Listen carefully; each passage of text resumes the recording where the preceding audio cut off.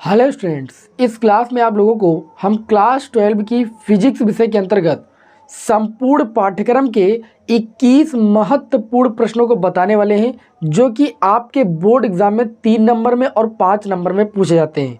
और आपको पता है कि आपके पेपर में 3 नंबर वाले जो प्रश्न आते हैं वो टोटल 30 मार्क्स के आते हैं, और जो 5 नंबर वाले प्रश्न आते हैं 4 प्रश्न पूछे जाते हैं जो कि टोटल 20 मार्क्स के होते हैं।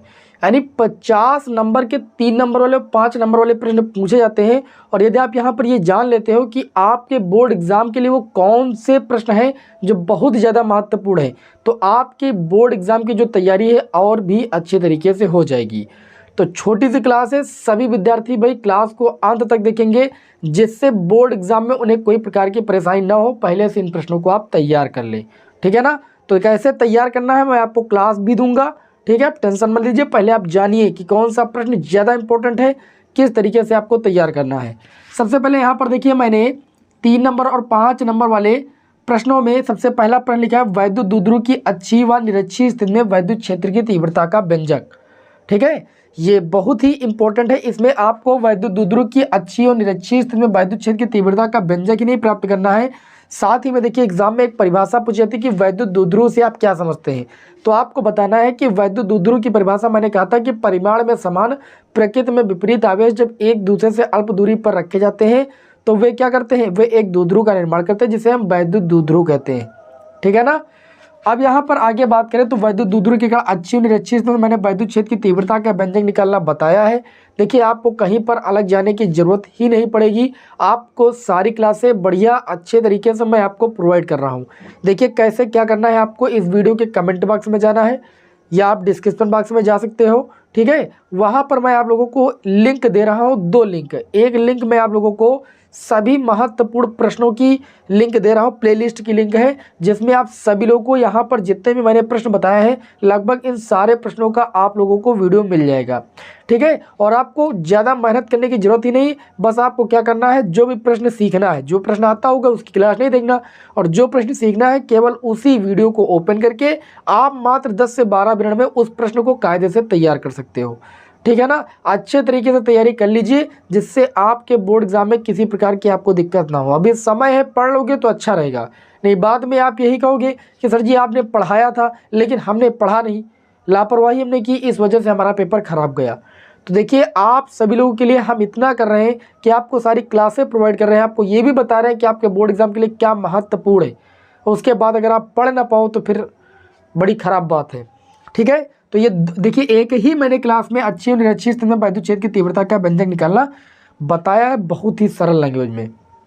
आगे बात करें तो दूसरा क्वेश्चन है, एक समान वैद्युत क्षेत्र में रखे द्विध्रुव पर लगने वाले बल युग्म का बल आघूर्ण का व्यंजक, ठीक है, टाउ बराबर PE sin थीटा। इस पर देखिए न्यूमेरिकल भी मैंने बताया है, कई बार बोर्ड एग्जाम में आता है, तो न्यूमेरिकल की भी मैंने प्ले लिस्ट बना दी है, उसके भी आप न्यूमेरिकल को देख लीजिए, बोर्ड एग्जाम में आपको बहुत ज़्यादा हेल्प मिलने वाली है।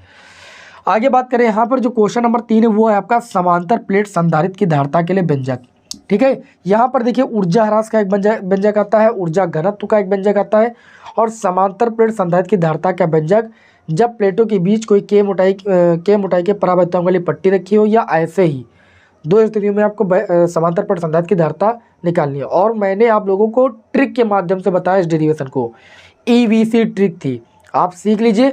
यहाँ से क्वेश्चन जो मैंने बताया है वो एक आएगा ही आएगा। ऊर्जा घनत्व का व्यंजक आप जरूर एक बार देख लीजिएगा, बोर्ड एग्जाम के लिए इंपॉर्टेंट है।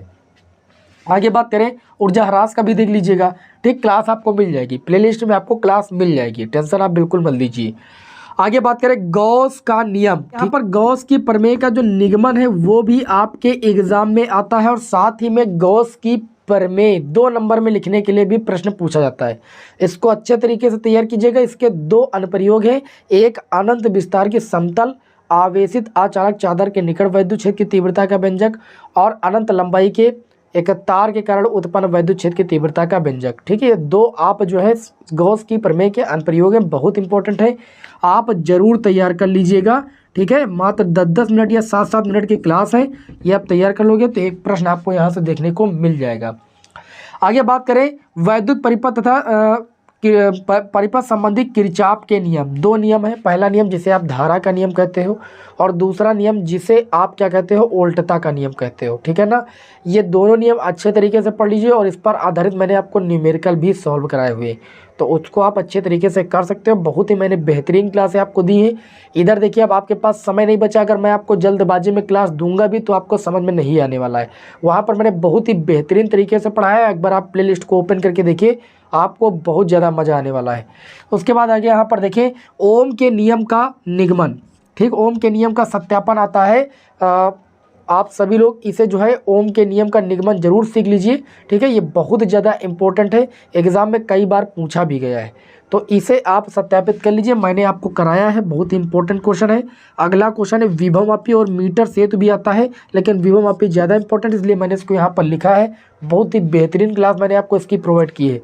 उसके बाद बात करें यहाँ पर दो समांतर धारावाही चालक तारों के बीच लगने वाले बल का व्यंजक, वेरी वेरी मोस्ट इंपॉर्टेंट, इस बार आने की प्रबल संभावना। एम्पियर का परपथी नियम, साथ ही में गतिमान आवेश तथा चुंबकीय क्षेत्र के जितने भी मैंने डेरिवेशन कराए हैं आप जरूर कर डालिएगा। जैसे परिमित लंबाई वाला एक मैंने कराया है, वृत्ताकार कुंडली वाला कराया है, तो कर डालिए। आप ज़्यादा बड़ी क्लासें नहीं कर डालोगे तो आपको ज़्यादा आपकी तैयारी हो जाएगी, आपको थोड़ा कॉन्फिडेंस आ जाएगा, ठीक है। एम्पियर का परपथी नियम भी वेरी वेरी मोस्ट इंपॉर्टेंट है। ट्रांसफार्मर की संरचना कार्यविधि, इस पर या तो ये आएगा या तो इस पर न्यूमेरिकल एक आएगा जरूर प्रश्न। गोली पृष्ठ द्वारा अपवर्तन का सूत्र, गोली उत्तल पृष्ठ द्वारा और अवतल पृष्ठ द्वारा। आप इस डेरिवेशन को जरूर तैयार करके जाइएगा, एग्जाम में एक आने की प्रबल संभावना। फिर बात करें लेंस मेकर सूत्र, जब लेंस के दोनों ओर के माध्यम समान हो, जब लेंस के दोनों ओर के माध्यम भिन्न भिन्न हो, तैयार जरूर कीजिएगा। उसके बाद इसमें एक संयुक्त लेंस की फोकस दूरी का व्यंजक निकालना आता है, मात्र 5 मिनट देखोगे आ जाएगा, ये भी आप तैयार कर लीजिए। यंग का द्विरेखा छिद्र प्रयोग, फ्रिंज चौड़ाई का व्यंजक, ये वेरी वेरी मोस्ट इंपॉर्टेंट भैया।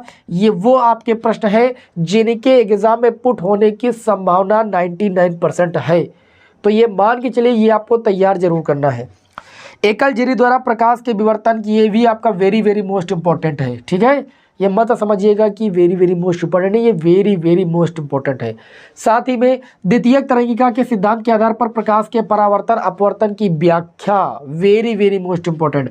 हाइड्रोजन स्पेक्ट्रम की व्याख्या, पीएन संधि डायपोल का अर्ध तरंग दृष्टिकारी और पूर्ण तरंग दृष्टिकारी, ये आप प्रश्न बहुत अच्छे तरीके से एक्सप्लेन करके लिखिएगा, इसका फिगर भी आपको बनाना है। और संयुक्त सूक्ष्मदर्शी और खगोलीय दूरदर्शी, पिछली बार आपके एग्जाम में परावर्ती सूक्ष्मदर्शी शायद आया है, तो आप संयुक्त सूक्ष्मदर्शी और खगोलीय दूरदर्शी को बहुत ही अच्छे तरीके से पढ़कर जाइए।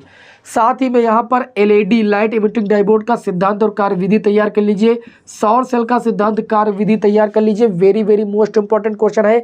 आइंस्टीन, देखिए मैंने आप लोगों को बताया है कि जो प्रकाश विद्युत प्रभाव चैप्टर है ये इतना मोस्ट इंपॉर्टेंट है कि यहाँ से आपके एग्जाम में न्यूमेरिकल या तो फिर प्रकाश, आइंस्टीन का प्रकाश विद्युत समीकरण, ये प्रश्न आपके एग्जाम में आता ही आता है। साथ ही में या तो ये पूछ लिया जाता है कि जो प्रकाश विद्युत प्रभाव इसके नियम क्या होते हैं, प्रकाश विद्युत प्रभाव होता क्या है, इसके नियम क्या क्या है। साथ ही में इसमें एक क्वेश्चन और इंपॉर्टेंट आता है डी ब्रोगली तरंगदैर्ध्य का व्यंजक, इसकी मैंने 1 शॉट क्लास दी है, जब आप प्लेलिस्ट ओपन करोगे बस आप उसी क्लास को कर डालिएगा, आपके एग्जाम में 100% यहाँ से प्रश्न आने आना है, ठीक है। फिलहाल मैंने आपके समक्ष यहाँ पर 21 महत्वपूर्ण प्रश्न लिखे हैं, और जहाँ तक कि मैं कहता हूँ कि अगर आप ये 21 महत्वपूर्ण प्रश्न प्लेलिस्ट से देखकर पढ़कर जाते हैं तो एग्ज़ाम में आपको बहुत ज़्यादा हेल्प मिलने वाली है, ठीक है। आपको किसी प्रकार की दिक्कत नहीं होगी। तो आज की क्लास में इतना ही रखेंगे, नेक्स्ट क्लास में हम आप लोगों को आगे के प्रश्नों के साथ मिलेंगे। जय हिंद, वंदे मातरम।